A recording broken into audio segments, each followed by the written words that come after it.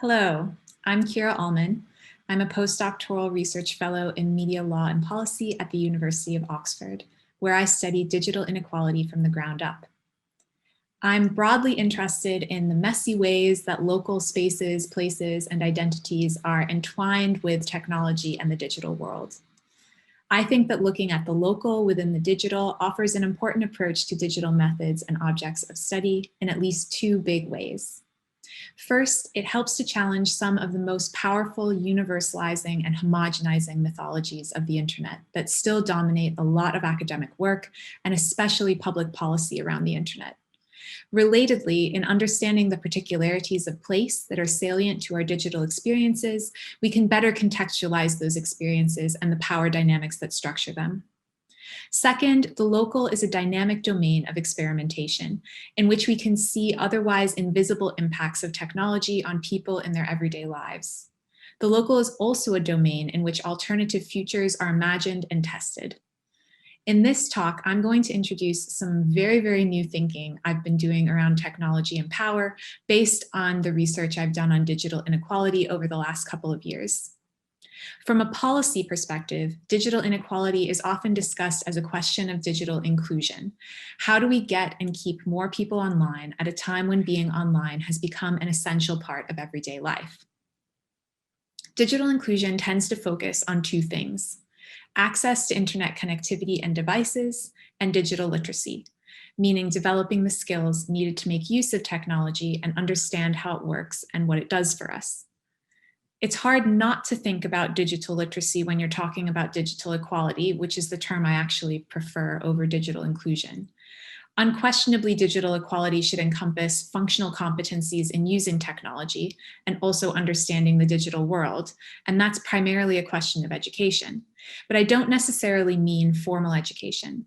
I mean learning experiences broadly that help people develop mastery and autonomy in relation to new objects and skills. One of the things I've found in my research is that digital literacy frameworks have not evolved much since the start of the digital age. Digital literacy is kind of stuck in this linear format where advanced skills using technology build on basic skills. And as the digital world becomes more complex, there are basically just more target competencies in the advanced category. Digital literacy frameworks still treat technology as something that exists outside of us, something handed down to us that we accept as it is, adopt, learn how to use, and then hopefully reap the benefits of, rather than something that's socially constructed and which we also shape ourselves. As I'm going to suggest in this talk, I think we need to deconstruct and reconstruct digital literacy. I'm suggesting that we reconceptualize it as critical tech literacy, and I'll talk about what I mean by that in just a moment. The goal of this talk is really to frame this new research and intervention agenda by tracing how I got here and outlining where I think I'm going with it.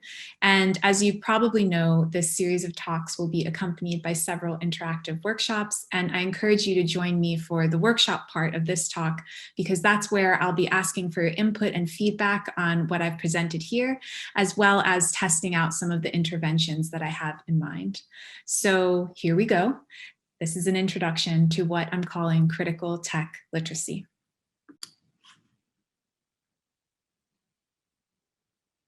Okay, so critical tech literacy in and for schools. I'm an anthropologist, so I use ethnographic methods to understand the lived experience of digital inequality. For the past couple of years, I have done that mainly in two spaces and communities, both of which have caused me to reflect on digital literacy in new ways.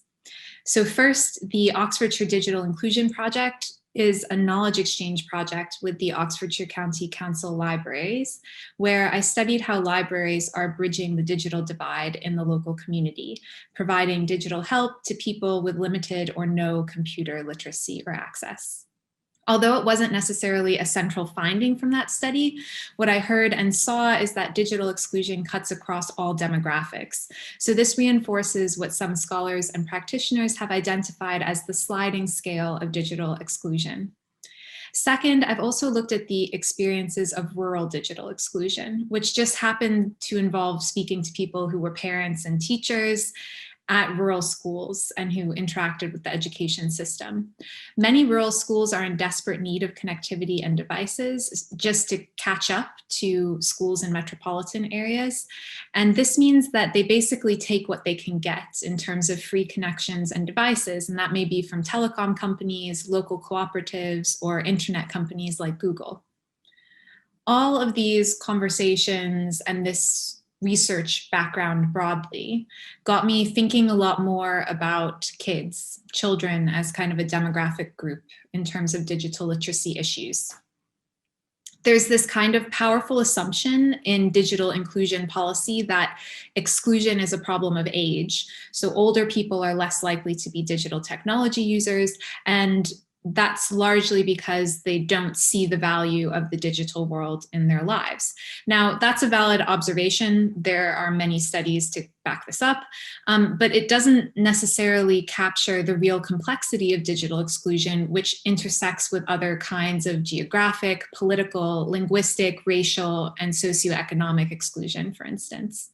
So what that means is that people will be more or less excluded at various times in their lives and for various different reasons. So for example, I became interested in how many librarians and library volunteers in the Oxfordshire County Council libraries mentioned the lack of digital literacy among young people who came into the library from a local sixth form college. They seemed to have what I've been sort of calling device or platform or even proprietary fluency. What I mean by that is that they don't know how to use a desktop computer because their main device access is a smartphone. Or they know only how to use Google products because they come from a Google Classroom school, but they aren't familiar with other operating systems or brands. So this is really only partial digital literacy, and it got me thinking about how children are often overlooked in digital equality debates because they're assumed to be digital natives. Moreover, the focus on digital skills and competencies for life, meaning a life of work in the digital world really, has placed a very strong emphasis on universal inclusion, meaning getting everyone online, but very little emphasis on how to think or act critically in relation to the digital world, which scholars and activists know to be uneven, unfair, extractive, and even exploitative. Just to illustrate what one of these comments from the library sounded like, this is a quote from a librarian at the Oxfordshire County Library explaining how there's more than one kind of digitally excluded person. I think it's surprising. You have to explode all the myths and narratives. It's a bit like, well, older people will need some help from their library, but younger people are digital natives, so they'll be fine. But that's exploded in the library every day. We have young people who come in and say, oh, my phone isn't working and I haven't got a printer and I haven't got a computer and how do I do this? And they haven't had the education or the hardware, so how are they digital natives? So there are lots of myths. Every day is a kind of reminder of all the wide range of people and their experiences. Now, in academia, there's a growing body of work critiquing technology and the digital world from a critical, feminist, and decolonial perspective. And this body of work has been important in spotlighting how the exclusions of digital life go beyond simply lacking access to the internet. They're baked into digital design. Because the non-digital world is imbalanced and unfair, so too is the digital world, in some similar and also in some unique ways. The space in which this critical perspective is arguably most visible lately is in the realm of algorithmic bias. So books like Weapons of Mass Destruction, Algorithms of Oppression, and Race After Technology, Abolitionist Tools for the New Jim Code are great examples of this conversation really coming into the public sphere a lot more recently. And this vocal intellectual critique is also shaking up the tech industry. So for instance, the high profile firing of Google AI ethicist Timnit Gebru alarmingly highlighted how important, if threatening, these perspectives are in the development and design of technology as well. This growing academic literature is largely the result of the social sciences entering into a conversation with data and computer sciences, rather than remaining siloed. It's an exciting and vital intellectual space of critique, but it is still largely siloed within the academy. So I can't help but wonder, so how do we change our reality? How do we actually imagine and build better digital worlds for the future? Well, to answer that question, I always like to think small. That's why I love looking at the local. So in this domain, I immediately think about how we talk about and teach digital skills in everyday life. And then I think about kids. If we look at policy around digital literacy broadly, we don't see these critiques I just mentioned. And while I'm excited about the increasing number of courses at university level that open up conversations about fairness and technology, my own research in libraries and rural communities made me think more and more about children in schools. In general, digital literacy curricula for kids focuses on two things. One is developing digital competencies or skills for a digital economy or workplace. And this is where things like coding, for instance, are promoted as essential skills. And another is digital safety or avoiding harms. So this has come to encompass things like dealing with cyberbullying, revenge pornography, misinformation, and identity theft. There's no question that these are important aspects of digital literacy, but they don't get at those epistemic questions that we're asking in the academy. This approach to digital literacy strikingly does not challenge the underlying assumptions of the digital world, namely what biases are built into tech and how can we live with and against technology at the same time. So that's how I entered this rabbit hole to begin with, wondering whether we could design interventions for younger and younger age groups that take a human-centered approach to digital literacy. How can we help kids think critically about the whole person in relation to technology? Things like, how does technology affect our bodies, minds, and the planet? And what should we do about that? How do we, our assumptions, biases, experiences, etc., shape technology? And how could we make technology better or fairer if we were more aware of this? In this ongoing process of reflection on how to translate what we're doing in academia into digital literacy curricula, I've been very informed recently by some great work on technology, children, and living balanced technological digitized lives. And some of those books are here on this slide. And this has led me to want to develop an empirically grounded new way of thinking about digital literacy with and for digital natives. To me, critical tech literacy means cultivating skills to think critically about how we engage with the life-critical technologies that have become essential to everyday life. It's centered on a series of provocations that we can confront together. How can we live balanced digital lives in the attention economy? How can we practice individual autonomy in making choices about how we engage with the digital world? What effect do we have on the design, use, and outcomes of technology? What is the environmental impact of our technology consumption and use? And what effect does technology have on us? How does our technology use affect our minds and bodies? Today's digital natives will be tomorrow's biggest tech consumers and creators. So I'd argue that as well as being fluent in multiple devices, platforms, and operating systems, kids growing up with tech today also need to be capable of critiquing and resisting the commercial logic of the commercial tech industry, which designs our digital tools to be addictive, extractive, time-consuming, and completely pervasive and unavoidable. The question is, as I've stated, how do we live with and against this logic at the same time? Based on my anecdotal and not at all systematic observations so far, I see critical tech literacy as a crucial intervention at least two levels right now. First, in schools, where we engage directly with children to teach not just digital skill competencies, but also strategies for questioning technology while also living with and through it. And the second level is for schools, by which I mean helping schools implement policies that model best practices from the top. What does good digital consent look like? How can institutions treat children's data responsibly? For now, I'm really focusing on the in-schools level, but I'll briefly return to both levels at the end of my talk. So my vision for a critical tech literacy program, agenda, intervention is to develop a research-based curriculum for kids that makes it easy and maybe even fun to incorporate principles of critical, feminist, and decolonial tech design, including things like consent, ethics, bodily and environmental responsibility and wellness, and social care, all into standard digital literacy education, where it's already happening for kids right now. Through research with and in schools, piloting interventions, and then iteratively fine-tuning those interventions with feedback, I hope to encourage the next generation of tech designers to see and understand technology as a social product and to recognize our individual imperative to use it and create it responsibly. But that's kind of the long-term goal. In this Tech Empower series, I'm kind of just wading out into the experimental space to share these ideas and also to try some of these potential interventions out. Right now, in collaboration with a few critical colleagues, we're exploring several thematic areas in which we could link critical tech literacy to other parts of both the digital and non-digital curriculum in schools.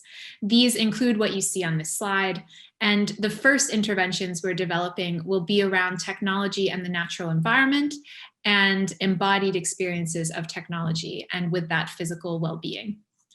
In the technology and natural environment theme, we'll situate technology use within broader understandings of resource consumption. So how does technology contribute to carbon footprints and climate change?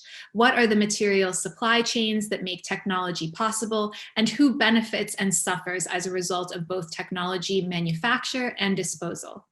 Can we start talking about recyclable and renewable digital technology in the same space as other environmental considerations that we already think about in this way? In addressing embodied experiences, we'll explore how platforms order our time and experience. We'll explore the attention economy and themes of addiction and urgency that keep us tethered to our devices. And we'll also practice together getting the most from technology while not letting it get the most of us. And this theme also encompasses the physical impacts of technology on our bodies, like screen burnouts, posture, and patterns of exercise, as well as the datafication of our recreation time and sport.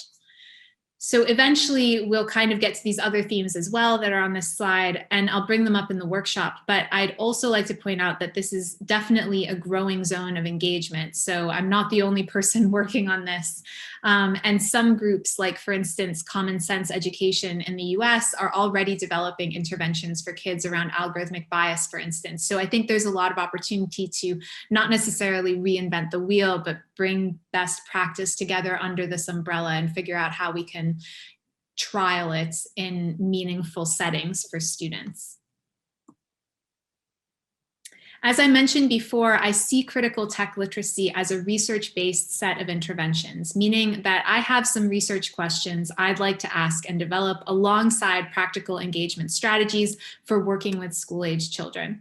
Some of the questions I have now, which I'll invite you to engage with in the workshop, are: how many schools have comprehensive institutional social media policies? What do those policies say?